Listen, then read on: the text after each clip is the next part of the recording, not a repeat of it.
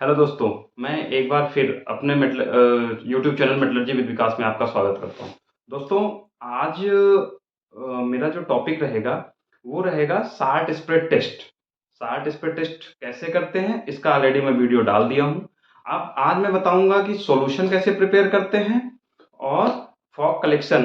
मैं देखा हूँ कुछ लोगों कमेंट किए हुए हैं कि सर फॉग कलेक्शन कैसे मेजर करेंगे, अगर फॉग कलेक्शन कम आ रहा है या ज़्यादा हो रहा है तो वो हम कैसे एडजस्ट करेंगे। तो आज मैं आपको इसके बारे में डिटेल में बताऊंगा कि सॉल्यूशन कैसे प्रिपेयर करेंगे, फॉग कलेक्शन कैसे देखेंगे और फॉग हमारा कितना बन रहा है चैम्बर के अंदर, फॉग वो कैसे चेक करेंगे। वो एक प्रैक्टिकल तरीका बताऊंगा कि वो फॉग कैसे चेक करना है। तो दोस्तों फटाफट मेरे चैनल को सब्सक्राइब करिए और लाइक करिए। ज़्यादा से ज़्यादा लोग सब्सक्राइब करेंगे तो अच्छा लगेगा। तो आइए दोस्तों, अब मैं आपको टॉपिक स्टार्ट करता हूँ और एसएसटी के बारे में बताता हूँ।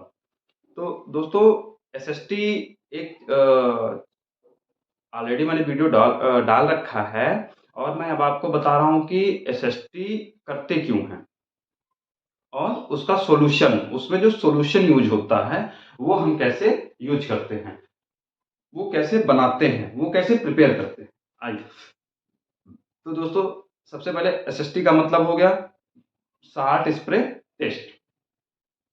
अब इसको चेक करने का जो स्टैंडर्ड है वो है, अगर हम इंटरनेशनल स्टैंडर्ड की बात करें तो है ISO 4042 के अंतर्गत आपको सारा कुछ मिल जाएगा। प्लेटिंग के बारे में मिलेगा और आपको शार्ट स्प्रे टेस्ट के बारे में भी मिलेगा।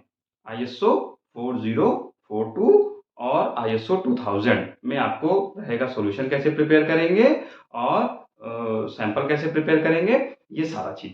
तो जो मेजर स्टैंडर्ड है जो ग्लोबली यूज किया जाता है वो होता है ASTM B117।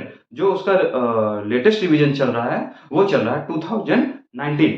तो दोस्तों, जो हमारा शार्ट स्प्रे टेस्ट चैम्बर होता है वो बहुत ही प्रिसाइज होता है, वो बहुत ही एक्यूरेट होता है। उसके टेम्परेचर प्रिसाइज होते हैं, उसका जो फॉग कलेक्शन होता है वो प्रिसाइज होता है, चैम्बर का टेम्परेचर प्रिसाइज होता है, उसका प्रेशर जो हम उसमें प्रेशर यूज करते हैं वो प्रेशर प्रिसाइज होता है। तो ये सारी चीजें बहुत प्रिसाइज होती हैं। तो सबसे पहले दोस्तों, हम जो चैम्बर के अंदर अपना चेक सीट, मेनली जो पैरामीटर्स हैं वो हम उसमें चेक करेंगे। वो होगा हमारा, आपका अगर हम बात करें तो सबसे पहले टेम्परेचर की। तो टेम्परेचर हमारा 35 ± 1 डिग्री होता है, जो चैम्बर का टेम्परेचर होता है। और जो हम अगर उस रूम की बात करें जिस रूम में हमारा एसएसटी चैम्बर रखा हुआ है, तो वो नॉर्मल रूम टेम्परेचर होता है, लाइक 20 to 30। जो हमारा लैब का टेम्परेचर होता है 20 to 30, और जो हमारा टेस्टिंग लैब होता है वो 25 ± 2 होता है। तो दोस्तों, उसमें सबसे पहले हम टेम्परेचर चेक करेंगे, उसके बाद हम एयर प्रेशर चेक करेंगे। एयर प्रेशर के बाद हम चेक करेंगे फॉग कलेक्शन। ये कुछ हमारे पैरामीटर्स, मेजर पैरामीटर्स हैं जो हमें एसएसटी में देखना होता है। अगर आपको डिमॉन्स्ट्रेट देखना है कि हम सॉल्यूशन कैसे बनाएंगे, तो एकदम सॉल्यूशन बनाना आपके लिए बहुत ही आसान है। एकदम आसान तरीका मैं बता दे रहा हूं और ऐसा तरीका है कि आप स्टैंडर्ड पढ़िए, आप प्रैक्टिकल करिए, आप हर तरीके से सेटिस्फाई हो जाएंगे।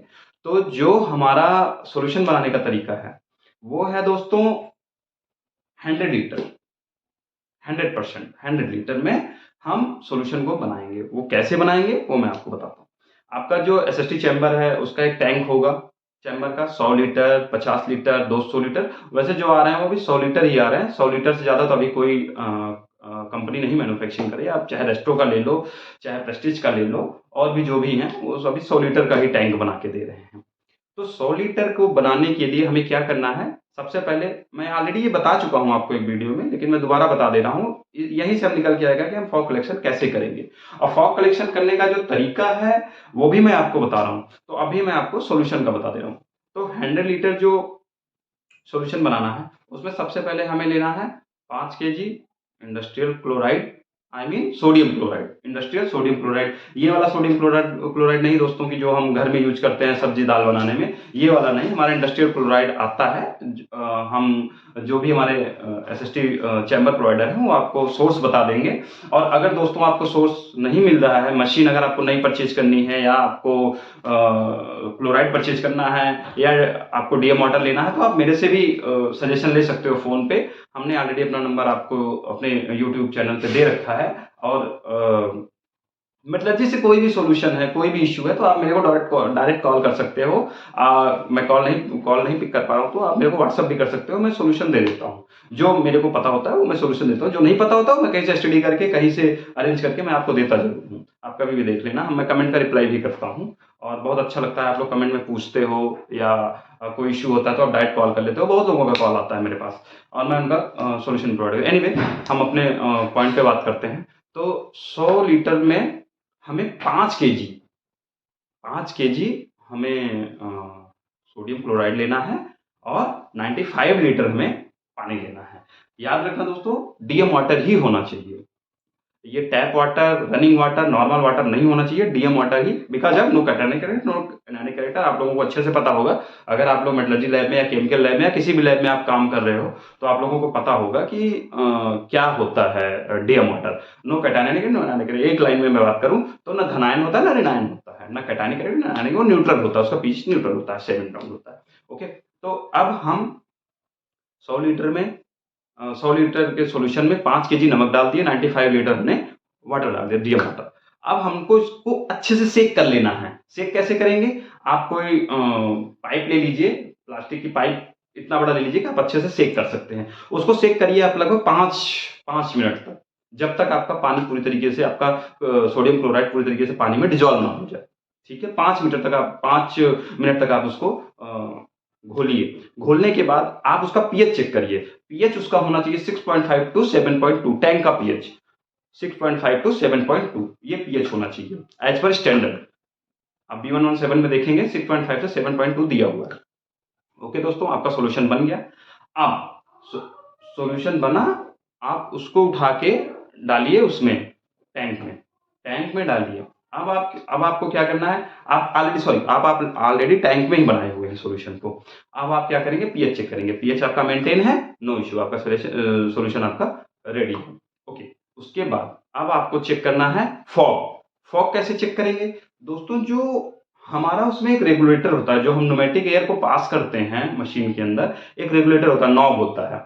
वो मशीन पे आप देखेंगे तो उसमें नॉब दिया हुआ है प्रेशर एडजस्ट करने के लिए। तो आप फॉग को, आपको देखना कैसे है, फॉग को आप देखोगे अपने इस वाली पोजीशन पे, ऐसे फॉग आपका ऐसे आ रहा है, नीचे से नोजल के थ्रू आ रहा है। आप ऐसे हाथ में, जैसे वाष्प निकलती है ना, कभी आप देखे हो तो कुकर वगैरह में या भगोना वगैरह में आप अगर कुछ खाना वगैरह कभी बनाए हो या बनाते हो, तो आप देखेंगे तो वाष्प निकलती है, काफी तेज वेपर्स निकलती हैं। तो जो वेपर देखते हैं तो आप ऐसे अपने हाथ पे देखते हैं तो ऐसे स्पॉट सा हो जाता है, राउंड राउंड सा स्पॉट सा बन जाता है ना, पानी का राउंड राउंड सा बन जाता है, बूंद जिसको बोलते हैं। तो आपको नोजल ऐसे करनी है, नोजल 1 फीट, नोजल से आपके हाथ की ऊंचाई 1 फीट होनी चाहिए। 1 फीट पे आप देखिए, अगर आपके हाथ पे बबल बन रहे हैं, बूंद बन रही है, मीन्स आपका फॉग ओके। ये तो प्रैक्टिकली तरीका है आपको फॉग देखने का। अब आप फॉग कलेक्शन कैसे चेक करेंगे? फॉग कलेक्शन, आपका जो मेजरिंग सिलेंडर होगा, एक राइट में रखा होगा, एक लेफ्ट में रखा होगा, आपके चैम्बर में ही, राइट में लेफ्ट में। अब आप उसमें देखोगे तो आप क्या करोगे, 24 आवर्स में चेक करना होता है। 24 आवर में 1 से 2 ml कलेक्शन होना चाहिए। 24 सुबह 10 बजे आपने एसएसटी को ओपन किया, चैम्बर को, आपने 10 बजे मेजिक सिलेंडर खाली कर देना है। अगले दिन सुबह के 10 बजे आप जब ओपन करोगे, 24 घंटा बीतता रहेगा, तो 24 घंटे में आपको देखना है कि 1 से 2 ml आपका फॉग कलेक्शन हुआ है कि नहीं। अब होगा वो कैसे, वो होगा, मेजरिंग सिलेंडर लीजिए आपका, जिसमें आपका 1 ml, 2 ml, 3 ml, 4 ml, 5 and so on, यानी 1 to 100 ml का आपका मेजरिंग सिलेंडर होगा। उसके अंदर आप कीप लगाएंगे, जिसको हम फनल बोलते हैं, कीप लगाएंगे। तो कीप लगाएंगे तो क्या होगा, कीप काफी दूर से कीप का भी साइज है, स्टैंडर्ड में मेंशन है कीप का साइज। अभी एक्चुअली मेरे को याद नहीं आ रहा है, कीप का साइज भी मेंशन है स्टैंडर्ड में कि वो उतना राउंड होना चाहिए कीप के साइज का। तो वो कीप आप लगाओगे मेजरिंग सिलेंडर पे, तो वो क्या होगा, उतनी दूर के सराउंडिंग का वो वाष्प को कलेक्ट करेगा और बूंद बूंद करके आपके मेजरिंग सिलेंडर में वो डिपॉजिट करेगा। तो डिपॉजिट करेगा तो 24 आवर्स में आपका 1 से 2 ml आपका कलेक्शन होना चाहिए साल्ट स्प्रे टेस्ट। अब अगर आपका 1 से 2 ml अगर आपका कलेक्शन नहीं हो रहा है मीन्स दैट आपका सबसे पहले आपको क्या देखना है, आपका नोजल जाम तो नहीं है, ऐसा तो नहीं नोजल का जो छेद है, जो होल है उसमें ऐसा तो नहीं कि साल्ट में कोई इम्प्योरिटी रही हो, वो आके उसमें फंस गया हो। तो फॉग तो बन रहा है, फॉग तो प्रेशर के थ्रू बन रहा है, पानी तो आ नहीं रहा है आपका। तो आपको एक तो वो देखना है, दूसरा आपका प्रेशर देखना है कि आपका ऐसा तो नहीं प्रेशर अगर आपका ज्यादा है तो फॉग कलेक्शन ज्यादा होगा, प्रेशर कम है तो आपका फॉग कलेक्शन कम होगा। तो आपको प्रेशर भी एडजस्ट करना है, जो प्रेशर एज पर स्टैंडर्ड आपका डिसाइड है, जो ड्यूरिंग मशीन इंस्टॉलेशन के दौरान आपका सर्विस इंजीनियर प्रेशर डिसाइड करके गया हुआ स्टैंडर्ड आपकी चेक सीट आपकी रिक्वायरमेंट के हिसाब से वो आपका उतना प्रेशर अचीव हो रहा है या नहीं हो रहा है। सेकेंड थिंग, आपका कम हो रहा है मीन्स दैट आपका प्रेशर एडजस्ट करने की जरूरत है, प्रेशर को बढ़ाने की जरूरत है। आपका फॉग कलेक्शन ज्यादा हो रहा है मीन्स दैट आपका प्रेशर कम करने की जरूरत है। थर्ड थिंग, सबसे पहले आपको जो काम करना है वो आपको करना है आपके नोजल पे। ऐसा तो नहीं आपका जो नोजल है जहां से आपका फॉग आ रहा है, जो आपका नोजल है फॉग जनरेट कर रहा है, वहां पे आपका नोजल जाम तो नहीं है, ये चीज आपको देखना है दोस्तों। ये रहा दोस्तों आपका फॉग कलेक्शन, कैसे देखेंगे, सॉल्यूशन कैसे बनाएंगे। ये मैं दूसरी वीडियो डाल रहा हूं साल्ट स्प्रे टेस्ट के ऊपर।